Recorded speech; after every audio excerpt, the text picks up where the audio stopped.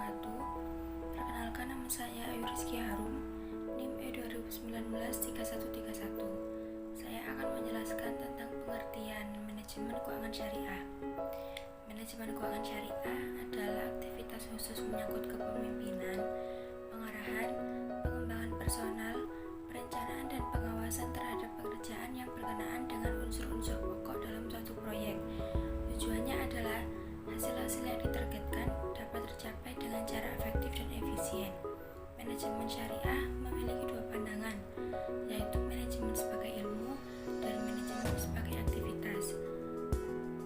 Dan selanjutnya yaitu fungsi manajemen keuangan syariah. Fungsinya ada 4, yaitu fungsi perencanaan, fungsi pengorganisasian, fungsi kepemimpinan, dan fungsi pengawasan. Fungsi perencanaan merupakan fungsi manajemen yang utama. Artinya seluruh fungsi sangat bergantung pada perencanaan. Manajer yang membuat perencanaan bisnis dengan baik merupakan sebuah strategi menuju sukses.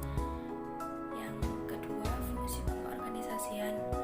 Dalam sebuah organisasi tertentu, ada atasan dan bawahan. Pimpinan harus menentukan struktur organisasi yang terbaik untuk menjalankan kegiatan ke arah mencapai tujuan yang ditetapkan. Melalui struktur organisasi ini dapat ditentukan pembagian tugas yang akan dibuat. Yang ketiga, fungsi kepemimpinan. Ada beberapa istilah yang merujuk pada pengertian kepemimpinan, yaitu umaroh yang disebut dengan ulil amri. Ulil amri atau pejabat adalah orang yang mendapat amanah untuk mengurus urusan orang lain. Pemimpin sering disebut hadibul ummah, yang berarti pelayan umat. Menurut istilah itu, pemimpin harus menempatkan diri pada posisi pelayanan masyarakat. Yang keempat, fungsi pengawasan. Falsafah dari fungsi pengawasan dalam Islam muncul dari pemahaman tanggung jawab individu, amanah, dan keadilan. Islam memerintahkan setiap individu untuk menyampaikan amanah yang diembannya. Jabatan atau pekerjaan merupakan bentuk amanah yang harus dijalankan. Sekian dari saya. Wassalamualaikum warahmatullahi wabarakatuh. Assalamualaikum warahmatullahi wabarakatuh. Nama saya Taufikur Rahman, NIM E2019-3144. Saya dari kelompok 1 menyampaikan materi ketiga, yaitu bentuk-bentuk badan usaha seperti perusahaan seseorang yang pengertiannya perusahaan di mana tempat kegiatan usaha, modal manajemennya ditangani oleh satu orang dan orang tersebut adalah pemilik modal dan pemimpin perusahaan. Ciri-ciri perusahaan perseorangan: dimiliki oleh perorangan, pengelolaan terbatas atau sederhana, modal tidak terlalu besar, kelangsungan hidup usaha bergantung pada pemilik perusahaan. Kebaikan perusahaan perseorangan: yang pertama, dapat dengan mudah dimulai, merupakan organisasi sederhana sehingga biaya organisasinya pun rendah. Pemilik mempunyai kebebasan dalam mengelola perusahaan. Keburukan atau kekurangan perusahaan perseorangan: yang pertama, besar perusahaan terbatas karena daya kemampuan pemilik perusahaan terbatas. Yang kedua, keterbatasan tenaga kerja. Yang ketiga, kemampuan manajemen terbatas. Keempat, kelangsungan hidup perusahaan atau kontinuitas perusahaan tidak terjamin karena hanya tergantung pada pemilik. Kelima, kebutuhan modal yang dapat dipenuhi pemilik perusahaan relatif kecil. Yang kedua yaitu firma. Firma adalah perusahaan yang didirikan oleh. Assalamualaikum warahmatullahi wabarakatuh. Nama saya Siti Rafiko Aprilia, NIM E2019-3119.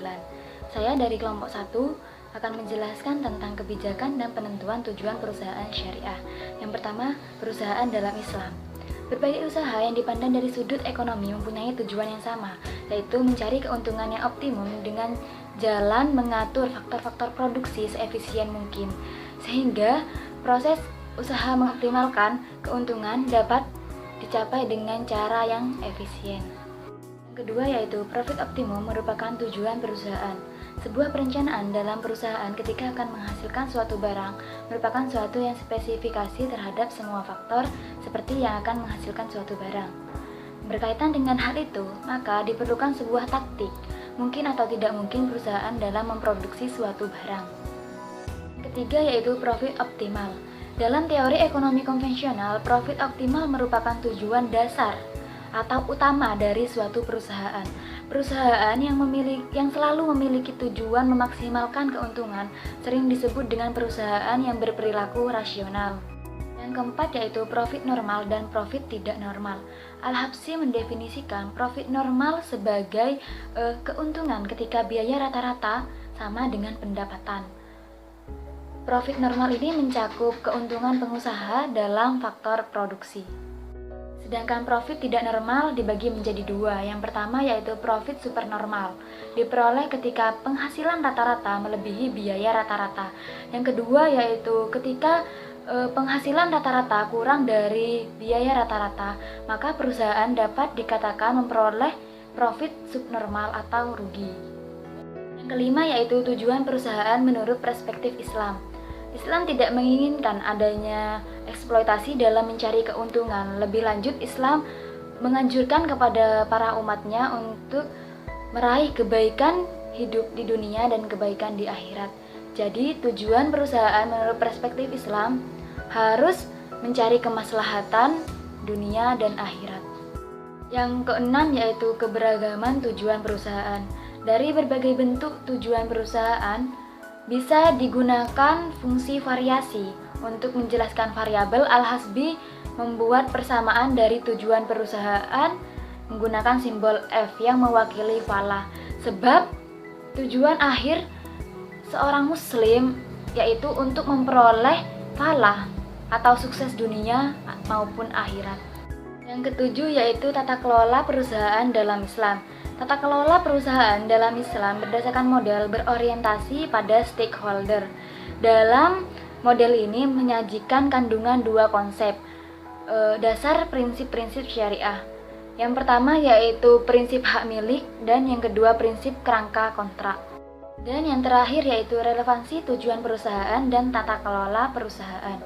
Tata kelola perusahaan merupakan salah satu elemen pokok dalam setiap pengembangan perusahaan karena memainkan peran penting untuk merancang dan menyebarluaskan prinsip keadilan, akuntabilitas, dan transparansi.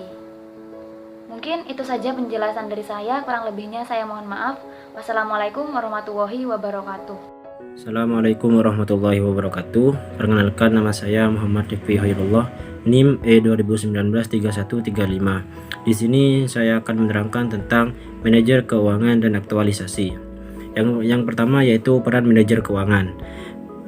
Manajer keuangan adalah fungsi kerja di suatu perusahaan yang bertugas untuk merencanakan, menganggarkan, memeriksa, mengelola, dan menyimpan dana yang dimiliki oleh perusahaan. Fungsi utama manajer keuangan ada tiga.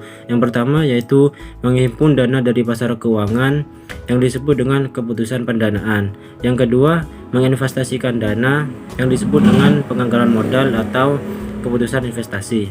Yang ketiga yaitu menghasilkan dana dari operasi yang efisien dan mengalokasikan dana yang dihasilkan untuk diinvestasikan kembali atau untuk membayar dividen tunai atau disebut dengan keputusan dividen. Yang kedua yaitu tujuan perusahaan dan pentingnya aspek etika. Tujuan manajemen keuangan diperlukan karena prestasi manajer keuangan perlu dievaluasi berdasarkan standar tertentu.